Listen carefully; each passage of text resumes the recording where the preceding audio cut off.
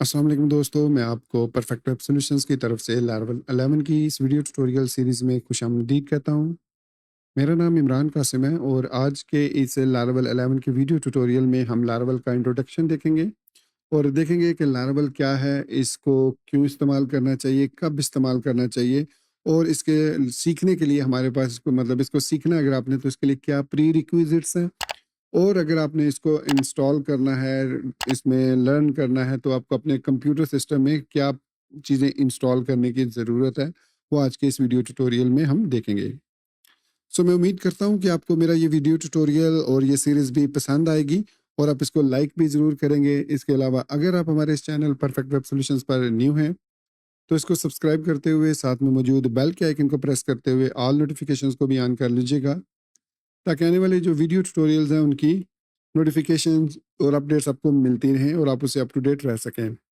Thank you very much. तो चलिए शुरू करते हैं आज के इस लारावल 11 के इंट्रोडक्शन के वीडियो ट्यूटोरियल को।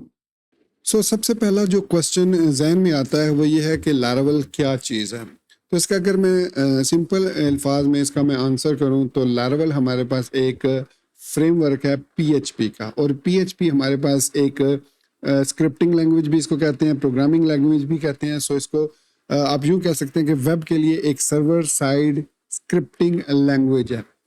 इसकी मदद से हम जो है वो कोडिंग कर सकते हैं, पीएचपी की मदद से सर्वर साइड कोडिंग कर सकते हैं। एक क्लाइंट साइड कोडिंग होती है और एक सर्वर साइड कोडिंग होती है।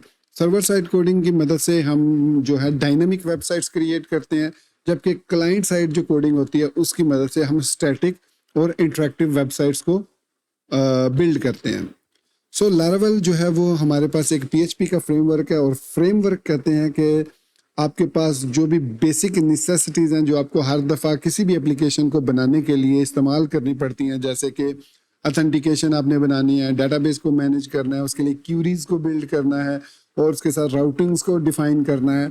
तो ये सारे के सारे जो इसके अलावा भी काफ़ी सारे, तो ये सारे के सारे जो काम है ये लारावल आपको प्री डिफाइंड अपनी एप्लीकेशन के अंदर, जो इसका स्केलेटन एप्लीकेशन होती है या उसका जो फ्रेमवर्क होता है उसके अंदर आपको ऑलरेडी क्रिएट करके दे देता है। इसके अलावा लारावल हमें कुछ फर्स्ट पार्टी पैकेजेस और इसके अलावा कुछ थर्ड पार्टी पैकेजेस भी हमें मिलते हैं, जिनको हम अपनी लारावल की एप्लीकेशन के अंदर बिल्ड करके अपनी जो एप्लीकेशन है या जो अपने जो प्रोजेक्ट है उसको बेहतर तरीके से एनहेंस कर सकते हैं। ये तो था इंट्रोडक्शन टू लारावल। जो सेकंड क्वेश्चन जहन में है कि क्यों हमें लारावल को ही इस्तेमाल करना चाहिए। जैसे इंट्रोडक्शन में कहा मैंने कि इसके अंदर हमें बिल्ट इन काफ़ी सारे टूल्स मिल जाते हैं और हमें एक फ्रेमवर्क मिल जाता है। तो दूसरी जो इसकी खूबसूरती है वो ये है कि इसके अंदर जो कोडिंग है उसको बहुत ही एफिशिएंट तरीके से इंट्रोड्यूस करवाया गया, और उसकी जो इसके अलावा इसके साथ साथ हमें जो डिफरेंट काइंड्स ऑफ प्रोटेक्शंस हैं, जैसे एसक्यूएल इंजेक्शन, इसके साथ साथ CSRF प्रोटेक्शन, ब्रूट फोर्सिंग, इन चीज़ों को भी हमें ऑलरेडी बिल्ड करके दे दिया गया है इस फ्रेमवर्क के अंदर, ताकि हमें ये चीज़ें दोबारा से स्क्रैच से लिखनी ना पड़े, री इन्वेंट द व्हील ना करनी पड़े। तो ये वो चंद रीज़न है जिसकी वजह से मैं ये पर्सनली समझता हूँ कि लारावल करंटली जो लारावल है वो एक बेस्ट टूल है या बेस्ट पीएचपी का फ्रेमवर्क है, जिसको हम मीडियम से लार्ज स्केल की वेब एप्लीकेशंस बनाने में इस्तेमाल कर सकते हैं। तो अगर अब हम बात करें कि इसको सीखने के लिए क्या प्री रिक्विजिट्स हैं, मतलब अगर आप लारावल को सीखना चाह रहे हैं तो इसके लिए आपको क्या कुछ आना चाहिए। यस, डेफिनेटली फ्रंट एंड के जो टूल्स हैं जैसे HTML, CSS और जावास्क्रिप्ट तो आपको आने ही चाहिए। ये बेयर बोन है, बेसिक्स हैं। अगर आप लारावल की मदद से एक फुल स्टैक वेब डेवलपर बनना चाह रहे हैं तो HTML, CSS, जावास्क्रिप्ट आपको आनी ही चाहिए, ताकि आगे जाके आप इस फ्रेमवर्क के अंदर बेस्ट विजुअल एक्सपीरियंस के साथ एप्लीकेशंस को डेवलप कर सकें। उसके अलावा आपको PHP का कॉन्सेप्ट होना चाहिए। PHP जैसे कि मैंने प्रीवियसली थोड़ी देर पहले बताया कि एक हमारे पास वेब स्क्रिप्टिंग लैंग्वेज है जिसकी मदद से हम सर्वर साइड स्क्रिप्टिंग कर सकते हैं। सर्वर साइड स्क्रिप्टिंग की मदद से हम डायनेमिक वेबसाइट्स को क्रिएट कर सकते हैं, और जो सर्वर साइड स्क्रिप्टिंग लैंग्वेजेस होती हैं वही लैंग्वेजेस आपके डेटाबेस से डायरेक्टली कनेक्ट होकर वहाँ पे डाटा इंसर्ट कर सकती हैं, वहाँ से डाटा को फेच कर सकती हैं। ऑन द कंट्रारी और ऑन द अदर हैंड जो फ्रंट एंड प्रोग्रामिंग लैंग्वेजेस हैं जैसे जावास्क्रिप्ट है, उसकी मदद से आप डायरेक्टली डाटाबेस के साथ कनेक्ट नहीं कर सकते, और जावास्क्रिप्ट, HTML और CSS की मदद से आप इंटरेक्टिव और स्टैटिक वेबसाइट्स क्रिएट कर सकते हैं। सो PHP मस्ट है अगर आप लारावल को as a web framework use करना चाह रहे हैं अपने आने वाले प्रोजेक्ट्स के अंदर। तो साथ ही साथ PHP के कुछ कॉन्सेप्ट्स हैं जैसे कि ऑब्जेक्ट ओरिएंटेड प्रोग्रामिंग, OOP जिसको शॉर्ट फॉर्म में कहा जाता है, उसके कॉन्सेप्ट आपको होने चाहिए। इसके अलावा कुछ सॉलिड प्रिंसिपल्स हैं जिनके बारे में जानना भी आपको ज़रूरी है कि सॉलिड प्रिंसिपल्स क्या होते हैं या सिंगलटन क्लासेस क्या होती हैं, या इसी तरीके से मैंने इस पर कंप्लीट एक ट्यूटोरियल चैनल पर बनाया हुआ है सॉलिड प्रिंसिपल्स पर। अगर आपको इसका कॉन्सेप्ट नहीं है तो आप उसको देख सकते हैं। तो जो लारावल है वो बेसिकली इन्हीं कॉन्सेप्ट पर बिल्ट है, सॉलिड प्रिंसिपल्स पर, और साथ ही साथ ये एक स्पेसिफिक डिज़ाइन पैटर्न को फॉलो करता है जिसको कहते हैं MVC। तो MVC के बारे में भी आपका कंसेप्ट जो है वो क्लियर होना चाहिए कि MVC क्या चीज़ है। सो बेसिकली अगर मैं कहूँ MVC को शॉर्ट फॉर्म में, सो MVC हमारे पास एक डिज़ाइन पैटर्न है जो जिसको 3 हिस्सों में, आप अपनी एप्लीकेशन को 3 हिस्सों में डिवाइड करते हैं। नंबर 1 मॉडल्स में, नंबर 2 व्यूज़ में, नंबर 3 कंट्रोलर्स में। सो आपकी जो एप्लीकेशन है वो जो वेब एप्लीकेशन जो आप at the end of the day build करते हैं उसकी लॉजिक को आप 3 हिस्सों में डिवाइड करते हैं। अब MVC क्या है और MVC को क्यों यूज़ करना चाहिए वो मैं थोड़ा सा आपको एक्सप्लेन कर दूं ताकि आप बेहतर तरीके से उसको समझ सकें। सो जैसे मैंने बताया M stands for models. So models का मतलब है कि आप जो है अपनी एप्लीकेशन में जो बिजनेस लॉजिक है, क्योंकि जाहिर बात है आप वेब एप्लीकेशन की मदद से किसी प्रॉब्लम को सॉल्व करेंगे, किसी बिजनेस एप्लीकेशन को, किसी बिजनेस को आप कंप्यूटराइज्ड फॉर्म में लेकर आने जा रहे हैं। जैसे CRM हमारे पास होते हैं, LMS होते हैं, तो मैनुअली LMS या मैनुअली बिजनेस मैनेजमेंट को आप जब कंप्यूटराइज करना चाह रहे हैं तो उसका एक मॉडल होता है। उस मॉडल को समझना बहुत ज़रूरी है। बिजनेस के मॉडल को अगर आप समझेंगे तो उसके जो मॉडल का जो भी क्राइटेरिया होगा वो आप जो लारावल का M है उसमें इंटीग्रेट करेंगे। मतलब उस बिजनेस की जितनी भी क्यूरीज इन होंगी, जितनी भी क्यूरीज आउट होंगी, वो सब की सब हैंडल करेगा आपका मॉडल। सो ये तो हो गया मॉडल। अब दूसरा है आपका कंट्रोलर। कंट्रोलर जो है वो आपकी एप्लीकेशन की लॉजिक को क्या कहते हैं उसको, एप्लीकेशन की लॉजिक को कंसिडर करता है। आप अपनी जो एप्लीकेशन की लॉजिक है वो आप कंट्रोलर के अंदर डिफाइन करते हैं कि आपकी एप्लीकेशन कब जो है वो मॉडल से इंटरेक्ट करे और कब आपकी एप्लीकेशन कुछ आउटपुट आपको दे। सो ये जो काम है ये आप अपनी कंट्रोलर के अंदर डिफाइन करते हैं। तीसरी जो चीज़ है वो है व्यूज़। अब व्यूज़ को जो होता है वो आप प्रेजेंटेशन लॉजिक कह सकते हैं कि कौन कौन सी, जब आपने कंट्रोलर के ज़रिए डाटा लिया मॉडल से, फिर आपने एक व्यू को वो डाटा सेंड किया, तो व्यू ने कौन सी इंफॉर्मेशन किस यूज़र को शो करनी है और कौन सा व्यू लोड करना है वो तो डेफिनेटली आपका कंट्रोलर बताएगा कौन सा व्यू लोड करना है।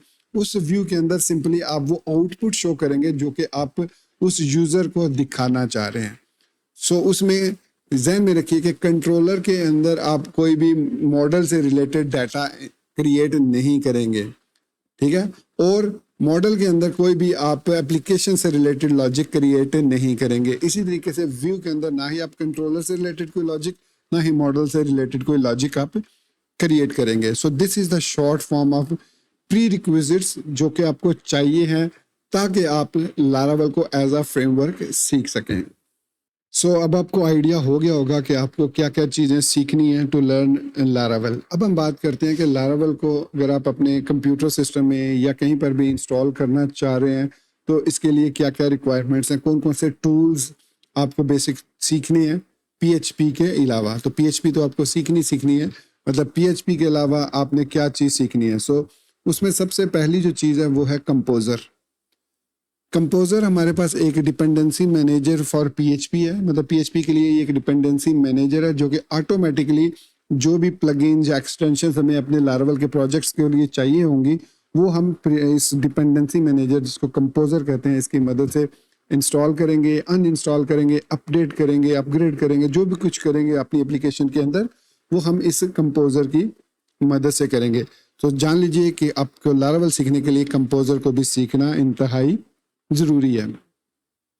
उसके बाद अगर हम बात करें तो नेक्स्ट आपको डेटाबेस के बारे में भी जानना ज़रूरी है। तो डेटाबेस मल्टीपल टाइप्स की होती हैं और इसमें जो सबसे बेसिक जो डिफ़ॉल्ट लारावल डेटाबेस जिसको सपोर्ट करता है वो है SQLite।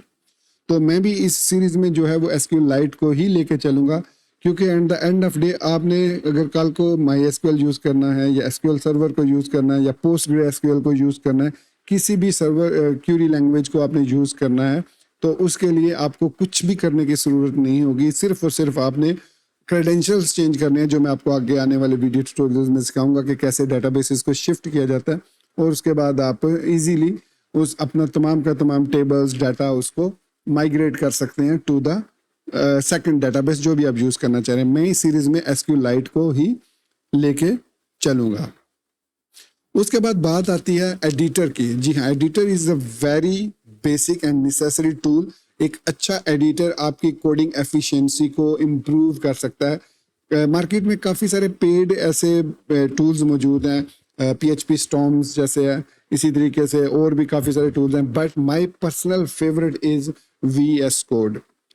तो VS कोड आप भी अपने सिस्टम में इंस्टॉल कर लें, और मैं भी अपने सिस्टम में, मैंने तो ऑलरेडी इंस्टॉल किया हुआ है अपने सिस्टम में, सो इसको आपने डाउनलोड करके अपने सिस्टम में इंस्टॉल कर लेना है, क्योंकि नेक्स्ट आने वाले वीडियो ट्यूटोरियल में मैं आपको ये भी साथ बताऊंगा कि कौन कौन सी वो एक्सटेंशंस हैं जो आपने इस टूल के साथ इंस्टॉल करनी है, ताकि आप अपनी प्रोडक्टिविटी को बेहतर तरीके से, अपने कोडिंग एक्सपीरियंस को और ज़्यादा बेहतर बना सकें।